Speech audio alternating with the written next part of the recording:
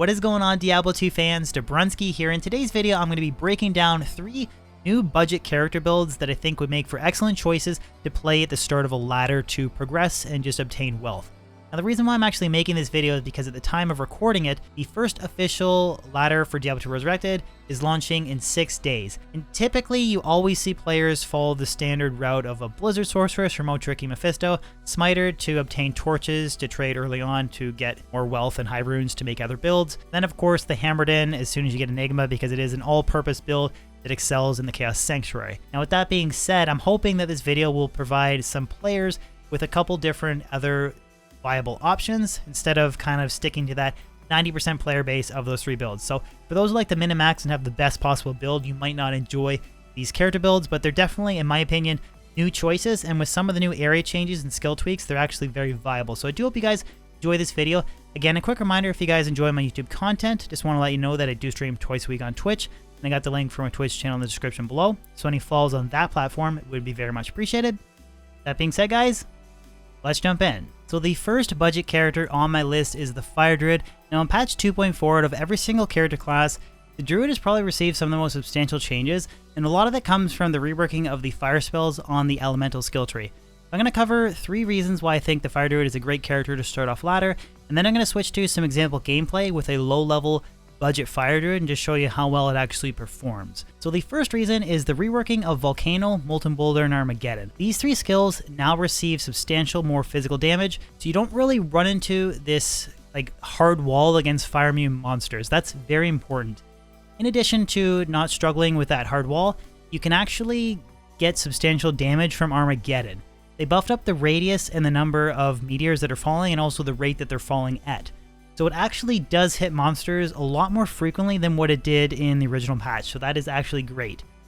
Now, does the Fire Druid run through Chaos Sanctuary, obliterating fire immune monsters? No, but it's definitely a lot better and just doesn't hit a hard face wall against them.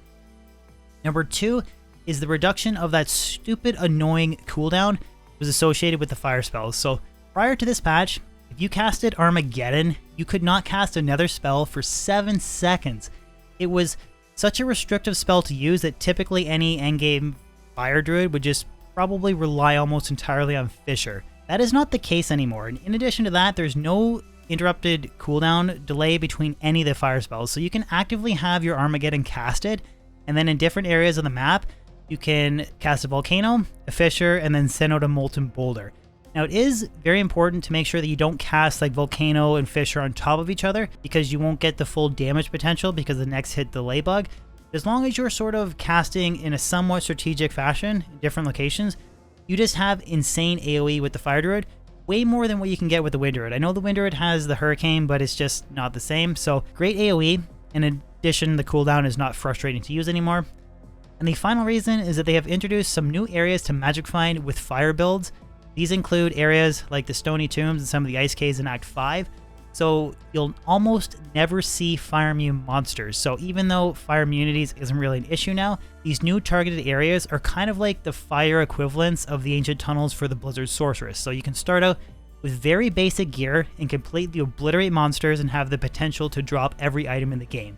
So all 3 of those reasons combined, I think it makes the Fire Druid an excellent starting build. So now we're going to jump to my current budget single player Fire Druid.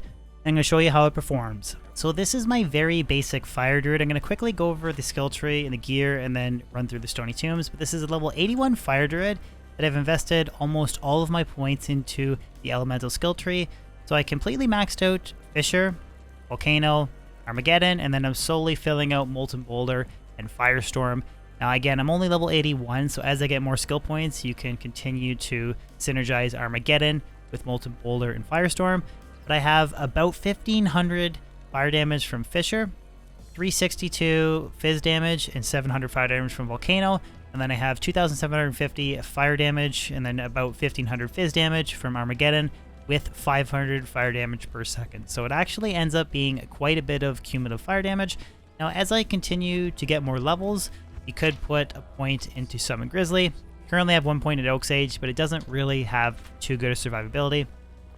But again, in terms of gear, like I'm very budget. I have Spirit and a Crystal Sword, Lore made in a 3 to Volcano base, so that gives me +4 to Volcano, Magic Amulet with Res, Rhyme, Smoke, and then different assorted rare rings, belts, magic lightning res gloves, and lightning and poison resistant faster rumlock boots with different miscellaneous charms. So just plus life, mana, res, that kind of thing. So it's very, very budget. This is very achievable at the start of a ladder. And it's going to show you how I think, in my opinion, it pretty much clears Stony Tombs on par with what a Blizzard Sorceress with the same equivalent gear could clear the Ancient Tunnels.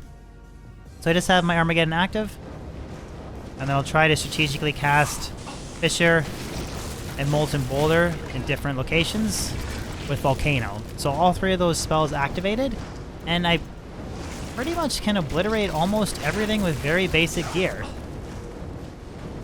Don't really have any close calls. I mean, my Oak Sage has died already, but that's to be expected.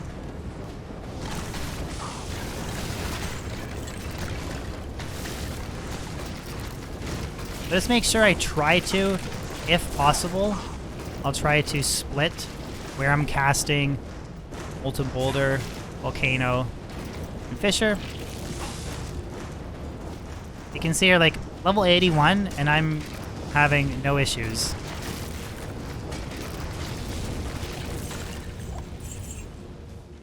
Completely fine, like there's no fire minions. Okay, so those were cast a little bit close together. That's not the end of the world. Just try to do your best to not cast on top of each other. It just helps avoid that next hit delay bug.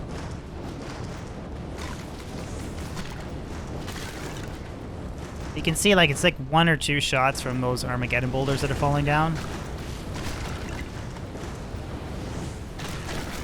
Trying to find an area with some really good monster density here. There's usually some down here. So I'll cast Fissure there. Volcano here. Then I'll recast Fissure again. Cast Volcano here. And the whole time I have my Armageddon raining down. Like, just completely cleared everything, no problem. And again, just confirming level 81. You've seen the gear.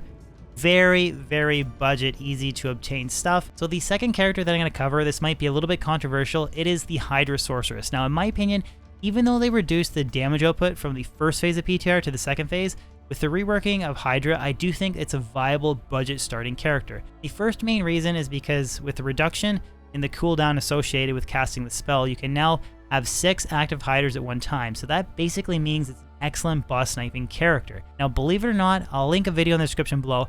I tested multiple combinations of using a lower res wand, not using lower res wand, and then going Blizzard Ice Blast and Hydra Fireball. And every single time, except for one scenario, Hydra outperforms Blizzard for moat tricking Mephisto. So at the start of ladder, I personally find moat tricking Mephisto boring, but it's kind of a necessity. If you want to farm Meph with a different build, try a Hydra Sorceress instead of Blizzard. You will not be disappointed. The second big plus of this build is that there's a lot of versatility in terms of extra skill points that you can use once you've maxed Hydra and its synergies, especially once you get to a higher level. There's different options like pumping a bunch of points into Warmth to have a very high level mana recovery, pumping a bunch of points into Enchant so you can buff up your Mercenary with extra fire damage, or if you want to, you can go down the road of maybe Energy Shield support with the new Mana Burn reworking, or even Frozen Orb to have a dual element spec build. So if you want to run through the Chaos Sanctuary, you run into those Cold Immune Oblivion Knights, just cast a couple Hydras in front and then you're done. And the final big plus is that it's a very safe playstyle build. So some of the new areas like the Stony Tombs that have no fire immune monsters, they're now reworked in their level 85 areas. You can hang back and cast Hydras well out in front of you and let them do the dirty work for you. This will actually work very well with farming Neelathak as well. You can teleport to Neelathak, hang way back off the screen, cast a bunch of Hydras, and just keep recasting them, and they'll do the work of taking out all the minions and Neelathak if he's not fire immune. So with those three kind of factors combined together, I think that Hydra Sorceress is an excellent starting choice. Now I'm going to jump to a very budget character and I'm going to demonstrate some Mephisto moat tricking. So for this showcase, this Hydra Sorceress is level 80, again with very budget gear similar to the Fire Druid. Take a look at the skill tree. Old spells that just put 100 point into Frozen Armor. Lightning, your 1 point wonder, so Static Field, Telekinesis, and Teleport. For the Fire skill tree, I completely maxed out Hydra, the 2 synergies, Fireball, Firebolt, Fire Mastery, and then everything else I put into Warmth. Now the reason why I like this is I get some extra additional base mana recovery, which is nice because early on, budget sorceress, you know, teleporting and constantly slamming mana pots, it just kind of makes the gameplay a little bit less tedious, I guess you could say. Now, as far as the gear goes, I'm using Spirit and a Crystal Sword, Smoke, Lore for a helmet, FCR Amulet. This is a rare FCR Amulet, no plus skills, Rhyme and a shield, and the different assorted rare boots, FCR rings, rare belt, and Mage Fist. So this gives me the 63 FCR breakpoint. And now I'm just going to do a Mephisto moat trick. Just going to do a single one. I really do think that Hydra is almost even more AFK than a Blizzard Sorceress. So it's kind of nice just doing something different when you got to do like 1,000 Mephisto moat trick runs to get your basic gear. Exact same thing as Blizzard. Now again, I'm not using a low resistance one. Okay, he's actually being funky. I'm going to, if I wanted to, I could cast Hydras here, but I'm going to try and lure him out like a standard Mephisto trick. So he's hanging out at the edge here. 1, 2, 3, 4, 5, 6. Now you would want to use a lower res one if you want to speed up this process on the offhand. I just think it's funny, like how AFK, very budget build. Just gonna repeat this over and over again, and I promise you, using a low res one, it is much, much faster. One more cycle.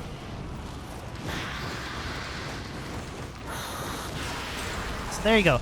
Very simple meth trick with very budget gear. And again, you could have Mage Fist, you could replace that with something else, Stealth for body armor, that would get you the same breakpoint, and you could fill out the inventory with different charms. Like, this is very, very budget, but it's a viable alternative to moat tricking Mephisto, and that's why I think it's a great character to start off on a ladder. So the third and final budget character build that I'm going to recommend is the Foden. Now, I'm sure a lot of you were anticipating I was going to talk about this build, but it is just too good. With endgame gear, it's amazing. With budget gear, it's actually a very easy to use character, and you can run through Chaos Sanctuary, and I think in a lot of cases it's actually better than a Hammerden. So what did they change to the Foden to make it such a good starting character now? Well, first is they reduced the cooldown associated with the skill. I think it was 2 seconds before, and now it's 0.4. So that's a lot more damage output.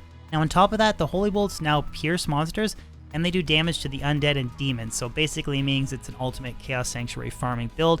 That's just huge. The fact that there's no cooldown, bolts pierce, and they do damage to those types of monsters is just a huge plus. Now, in terms of the aura that you want to use, I think this is, while it's a little bit controversial, I do think it's very beneficial as well for a budget character. There's a lot of versatility in terms of the aura that you choose to use. So whether you want to go the route of maxing your initial Lightning Strike and using Conviction, and then also just helping out your supporting characters, like just boosting their elemental damage, that's an option. If you're solo, or if you have low res, or if you need life and mana issues or whatever, you can toggle back and forth between Redemption, Meditation, Vigor, Cleansing. There's a lot of different options. You can actually use all of them as a budget character, which I will showcase in the gameplay. So I think that the versatility is a really big strength. Like if you have low res, you don't have the best gear, you can use Salvation, that counteracts that. You get Cursed in Chaos Sanctuary, flip on Cleansing, that's fixed. If you have mana problems, you can toggle on Redemption for a second. Want to run around quicker, use Vigor. It's just very versatile, and I think that leads to being a very powerful and useful budget character. And the third and final point that I think is a big plus is that the Foden is not as dependent on being right on top of monsters as the Hammerden. So you don't actually have to telestomp as much, which in endgame it actually makes it better as well, but you can deal damage more effectively, in my opinion, as a running budget Foden than you can as a running budget Hammerden, because you can hang way back, dropping your Fist of Heavens, and then just having the Holy Bolts fan out everywhere. The combination of those three factors, I think, makes the Foden a sane budget character, and I'm going to demonstrate that now in a quick Chaos Sanctuary run. So this Fist of Heavens Paladin is level 80 with, again, very budget gear. But first, starting off with the skill tree, I completely maxed out Fist of Heavens, Holy Shock, and Holy Bolt, and that's because they're all damage synergies to each other. So 20 hard points into Holy Shock, 20 hard points into Fist of Heavens, and then 20 hard points into Holy Bolt. And then I put 1 hard point into Holy Shield. You could put more if you wanted to, but with very budget gear and the fact that you don't have to be on top of monsters, like I mentioned earlier, I don't really see the point of putting anything more than 1 hard point. Now for the auras, there is a lot of different options here. So I put 1 hard point into Salvation. This is actually the main aura that I'm using just to make sure I have capped res and I'm not running around with like negative 40 resistance and hell difficulty, because that's just asking to die. Then I put 1 hard point into Redemption. And then I have prerequisites here to unlock redemption, so cleansing, prayer, defiance, even though I don't use those, and then I just put everything else into vigor. Now, this might seem weird, but I'm going to run around with salvation active. When I want to get around a little bit quicker, I throw on vigor, switch to cleansing when I have a curse, switch to redemption when I need some extra mana recovery. Just toggle between all 4 of those curses. I cast my holy shield, and then I'm just good to go. Now, as far as the gear goes, I have spirit, smoke, lore, an FCR res amulet, spirit again, and a sacred charge. This was a 13 res base, so I tried to emulate like a, not really like a plus 45 res base, because that's not really kind of fair. And then different FCR rings, rare belt, mage fist, and different rare boots. So not super GG gear, not the best, not the worst. The mercenary is using insight and a non-eth thresher, treachery, and Tal's mask, but you could honestly run without a mercenary, but I just thought if I was going to run chaos, I would want to have a somewhat decently geared character. Then the offhand, I have a magic staff with teleport charges. You'll see that I completely get around Chaos Sanctuary, no problem. Just gonna use a tele staff to get to Chaos Sanctuary a little bit quicker. So again, I'm pretty weak. I went max vitality. I didn't actually go max block, just because I don't have a lot of crazy gear. Here's the main hand, salvation. Vigor to get around a little bit quicker. And just cast Fist of Heavens.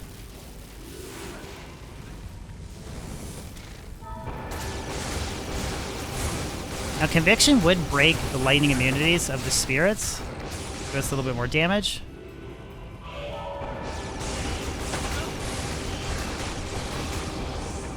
You can see, like, I consider this to be a very budget character, and, like, completely ripping through chaos.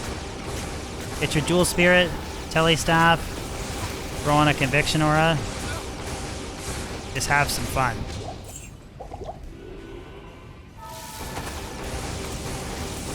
I'll just show you cleansing. So I have the curse weaken on. I just switch to cleansing. That'll negate the curse, and then boom. Just go back. Salvation. Now, if you didn't have a mercenary, so let's say you get some kills, a couple pots, finish clearing everything out. Just pretending that the mercenary wasn't here. You can just toggle to redemption, redeem some life and mana, and then switch back to your auras again. So that's basically everything I'm going to show. I mean, don't need to do a full chaos run. You get the idea. Tele staff in, super budget gear, and you can just run chaos over and over again. Tons of versatility with your auras, and then if you want to, you can use a conviction aura. Mercenaries attacking. You can use a conviction aura to help support other elemental damage dealing characters in your party. So I think this is probably, out of this list, the single best new budget ladder character. But again, guys, just let me know in the comment section below if you guys agree, disagree, you like this video, you didn't like the format, you don't like the choice, you think I missed anything. Any feedback is good as long as, excuse me, I just about tripped up there, as long as you're not a dick. Other than that, guys, hope you enjoyed the video, and I'll catch you on my next video or live stream. Peace out.